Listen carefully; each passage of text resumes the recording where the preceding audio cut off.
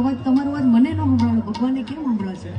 બધા એક સાથે જય રણ છોડ માખણ છોડ, જય રણ છોડ